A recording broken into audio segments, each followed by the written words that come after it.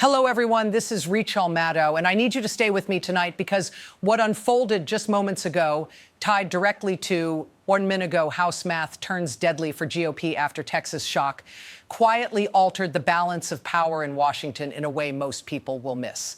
But buried inside sealed filings, contemporaneous notes, and internal correspondence is something much bigger, something that reaches all the way to the Supreme Court, something that circles Donald Trump, and something that, according to official records, was discussed under oath. This is one of those moments that doesn't look explosive at first glance until you read the documents, word for word. Before we go any further, make sure you're subscribed and watch this closely. Don't skip ahead. The sequence here matters. And once you see how these pieces line up, you can't unsee it. Now, let me walk you through what just happened and why it set off alarms inside the Capitol almost immediately. At 11:17 a.m. Eastern, the House clerk quietly updated the official tally. No press conference, no statement, just numbers changing on a government website. One seat, then another adjustment. And suddenly, the margin Republicans had been privately relying on was gone, not narrowed. Gone. According to internal correspondence circulated minutes later, senior staff used the same phrase over and over again: this changes everything. The trigger was Texas. A resignation that leadership knew was coming, but not when. And timing is everything, especially when the Supreme Court is already weighing emergency petitions tied to election law, executive authority, and this is critical, presidential immunity, not in theory, in practice. Official records show that within 8 minutes of the House update, a senior GOP legal aide forwarded a message marked urgent to outside counsel. The subject line read simply, House math plus court exposure. That's not speculation. That language appears verbatim in the contemporaneous notes attached to the email chain. Let me read this word for word. With the Texas seat now vacated, our leverage window closes before the court rules. We need clarity on timing or this becomes uncontrollable. Read that again. Our leverage window closes before the court rules. What leverage? Over whom? And why does a House vacancy matter to 9 justices who are supposed to be insulated from politics? Here's where this gets uncomfortable. In a sealed filing submitted last month, unsealed only partially, with multiple names redacted, attorneys representing a Trump-aligned nonprofit referenced coordination risk if pending House actions collapse earlier than anticipated. That phrase didn't make sense at the time. Reporters glossed over it. But now placed next to today's House shift, it snaps into focus. Because that filing was attached to a Supreme Court emergency application, not a brief, not an opinion. An emergency application asking the court to intervene in a dispute over congressional oversight authority. A dispute that, if delayed, benefits one side. If accelerated, benefits the other.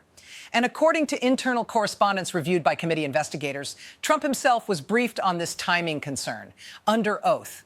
The deposition transcript is heavily redacted, but page 42 is intact. The question is simple.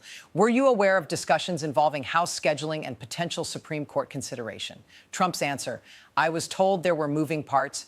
Yes, not once, not twice. Repeatedly. Now, let me be very clear here. There is no public allegation yet of illegality.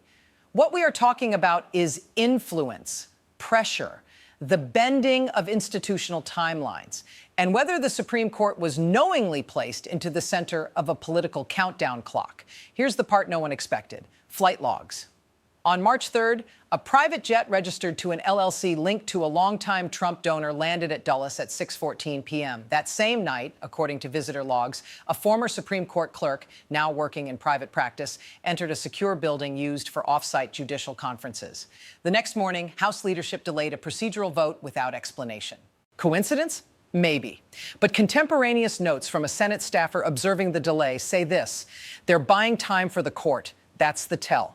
Buying time. Fast forward to today. Texas collapses the math. Time runs out. And suddenly, the court's calendar becomes the most important document in Washington. Internal correspondence from a GOP whip operation, timestamped just 22 minutes after the Texas news broke, includes this line: if the court moves now, we can't stop the floor. You have to sit with that because the floor means votes, subpoenas, testimony. It means forcing witnesses under oath. It means documents becoming public. And it means the Supreme Court ruling in an environment where the House can no longer shield anyone. But it gets worse.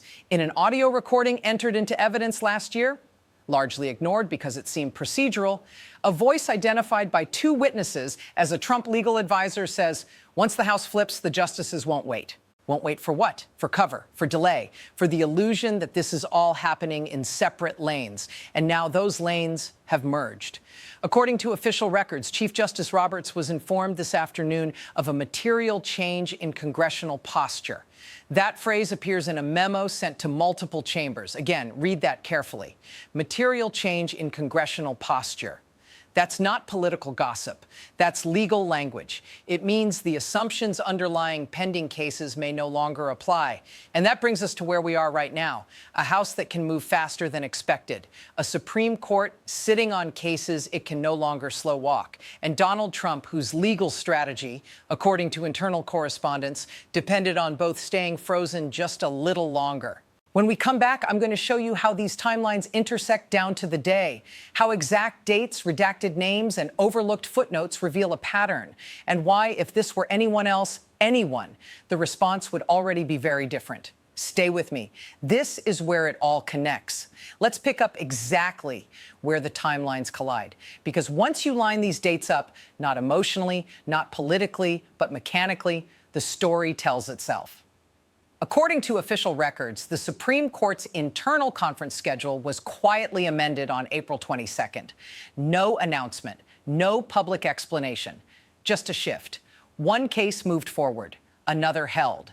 The reason given in the internal docket note was a single word: context. Context of what? That same afternoon, House leadership circulated a memo marked "Eyes Only," warning members that the Texas situation could accelerate compulsory process.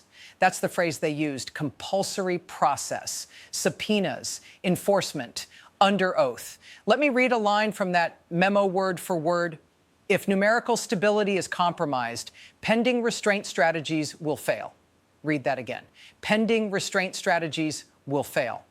That is not the language of routine governance. That is the language of delay, of containment, of holding something back until the math allows it. And now it doesn't, because here's what happens next. On April 24th, 2 days after the court's schedule adjustment, a draft opinion begins circulating internally.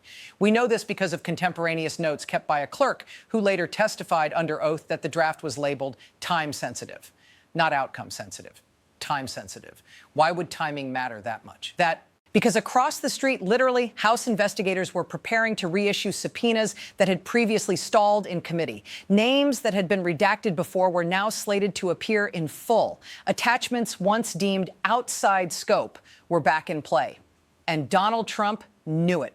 In a follow-up deposition session dated May 2nd, Trump was asked whether he had been informed that congressional delays were no longer reliable. His answer was short. I heard that, yes. No denial, no confusion, just acknowledgement, not once, not twice, repeatedly. Now let's talk about the Supreme Court's role here, because this is where people get uncomfortable, and where they should.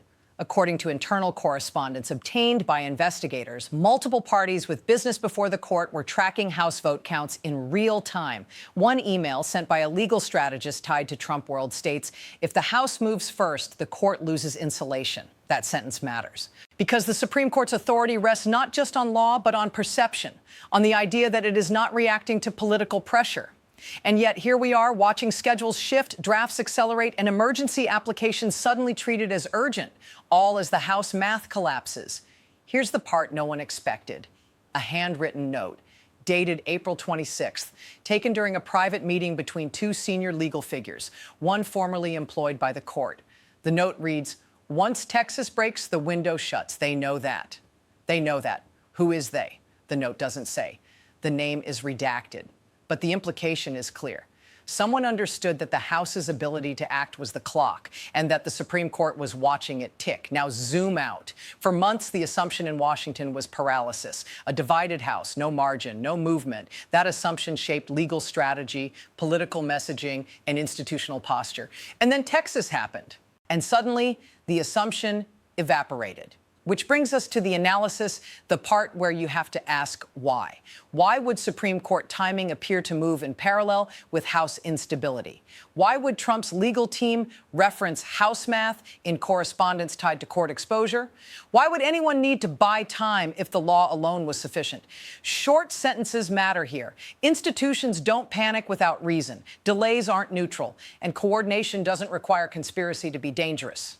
If this were anyone else, anyone, the idea that legal outcomes might hinge on legislative headcounts would already be a scandal.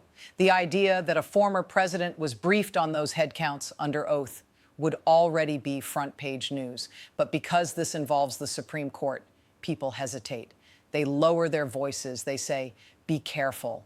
But official records don't whisper. They document. Internal correspondence doesn't speculate. It plans. And contemporaneous notes don't lie. They capture what people believed mattered in the moment. The pattern here isn't about ideology. It's about timing, about pressure, about whether the court was allowed to remain above politics or was quietly pulled into it. You have to ask why emergency applications piled up just as the House margin thinned. You have to ask why draft opinions suddenly became time sensitive. You have to ask why Trump's strategy depended so heavily on delay. Because delay is only valuable when something is coming. And now it is. So let's be clear as we close. A Texas resignation collapsed House math. That collapse removed the assumption of paralysis. That shift altered legal strategy tied to Donald Trump. And that alteration coincided with sudden movement at the Supreme Court.